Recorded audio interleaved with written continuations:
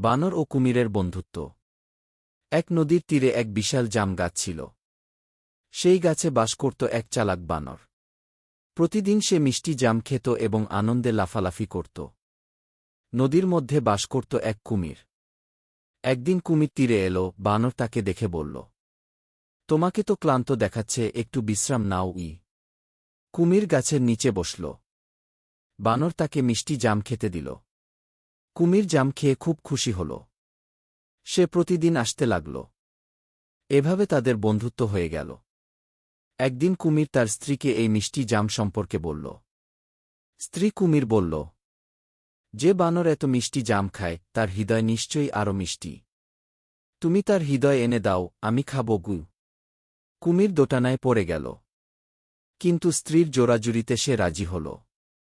পরের দিন সে বানরকে বলল, বন্ধু, নদীর ওপারে আমার বাসা। সেখানে অনেক মজার খাবার আছে। তুমি কি যাবে আমার সঙ্গে? বানর রাজি হল।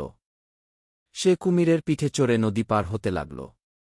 মাঝ নদীতে কুমির সত্যি কথা বলে দিল, বানর বন্ধু, আমি তোমার হৃদয় চাই, কারণ আমার স্ত্রী তা খেতে চায়।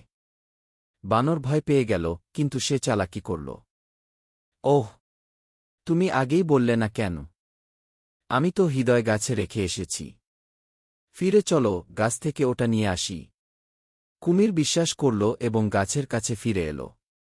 গাছের ডালে লাফিয়ে উঠে বানর বলল, বোকা কুমির, হৃদয় কি গাছের ওপর রাখা যায়? তুমি তো ভালো বন্ধু নও। লজ্জিত কুমির চুপচাপ নদীতে ফিরে গেল। আর বানর বুদ্ধিমত্তার কারণে প্রাণে বাঁচল।